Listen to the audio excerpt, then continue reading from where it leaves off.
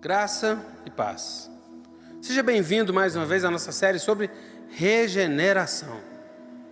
A função de Cristo ao vir ao mundo não é a de condenar o homem, mas salvá-lo de uma condenação anterior.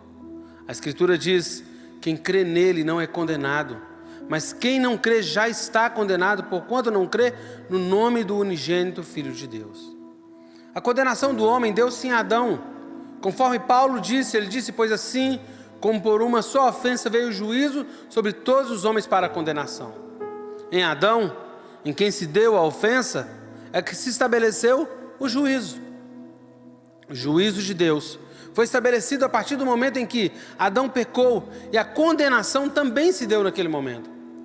Jesus demonstrou a Nicodemos que o mundo precisava de salvação. João 3,17 diz: para que o mundo fosse salvo por ele.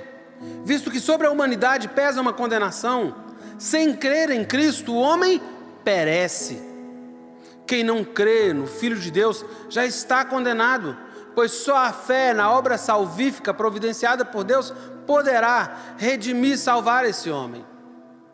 A condenação é esta: a luz veio ao mundo, os homens amaram mais as trevas do que a luz, porque as obras deles eram más.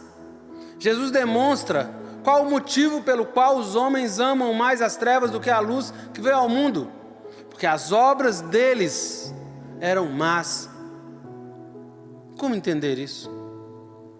A Escritura diz a vós também, que no outro tempo erais estranhos e inimigos no entendimento pelas vossas obras más, agora contudo vos reconciliou. Os princípios que Jesus apresentou devem ser analisados segundo as premissas da Escritura. O amor de Deus. Deus amou ao mundo em todos os tempos, visto que antes da fundação do mundo, entregou o seu Filho. A Escritura diz que ele é o Cordeiro morto desde a fundação do mundo, mas Deus provou o seu amor para conosco, em que Cristo morreu por nós, sendo nós ainda pecadores. Quando Paulo apresenta esses temas, ele enfatiza que Deus sempre esteve à procura do pecador, visto que Jesus morreu por nós pecadores. A condenação pela desobediência foi a morte. Morte para Deus e vida para o pecado. Todos os homens, através de Adão, nasceram vendidos ao pecado, por estarem sob a maldição do pecado. No entendimento dos homens, estes consideram que a condenação é em decorrência de uma conduta errônea, mas não é assim. A condenação é com relação à natureza herdada e não com relação à conduta. Qual é a conclusão? Os homens, por pensarem que Deus os condena por suas ações e condutas, passaram a considerar que Deus os tinha como inimigos por causa dos seus erros. Mas Deus prova o seu amor para com a humanidade, visto que o seu Filho foi entregue em prol dos pecadores antes mesmo de haver mundo. A inimizade para com Deus está no entendimento dos homens, visto que Deus sempre esteve com as mãos estendidas para salvar. Adão, ao perceber a sua condição, escondeu-se de Deus, mas Deus é que foi em busca de Adão. Logo após a queda, Adão passou a considerar que Deus era seu inimigo e escondeu. Ouvi a tua voz no jardim e tive medo. Relacionamento quebrado, porque estava nu, eu me escondi. Adão teve medo, em razão de ter comido da árvore do conhecimento do bem e do mal. Por conhecer que estava nu, Adão teve medo e se escondeu. Os homens tornaram-se inimigos de Deus em razão do entendimento, por deixar que o conhecimento que se adquiriu da árvore do conhecimento do bem e do mal os guiasse.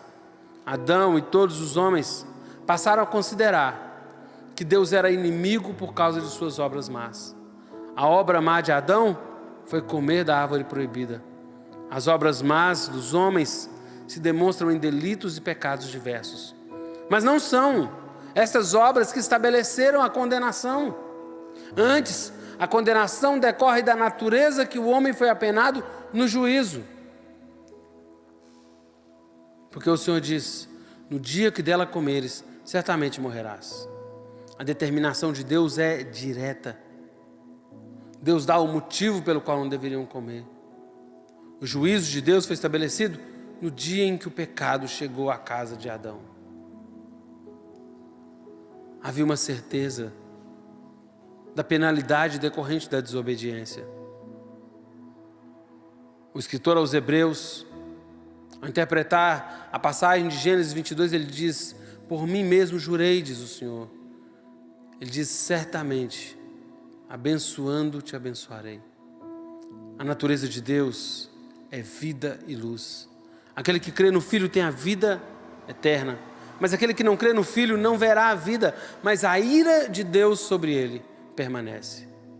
E ao pecar, o homem passou a ter uma natureza segundo o pecado, que é a morte. No dia em que Adão pecou, ele passou a viver para o mundo, mas já estava morto para Deus. Em Cristo Jesus, o homem nasce para Deus e morre para o mundo. Não há como viver para o mundo e viver para Deus ao mesmo tempo. Essa é uma decisão que o meu e o seu coração precisa tomar. Não há como ter duas vidas, não há como viver uma duplicidade. Ou vivemos para Deus, ou para o mundo.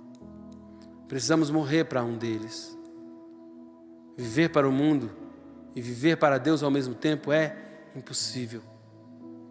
Para um estaremos vivos, para o outro estaremos mortos. Se vivo para o mundo, morro para Deus. Se morro para Deus, vivo para o mundo. Se vivo para Deus, morro para o mundo. Se vivo para Deus, morro para o mundo. Para quem você está vivo? Para quem você está morto? Pense nisso. Deus te abençoe. Em nome de Jesus.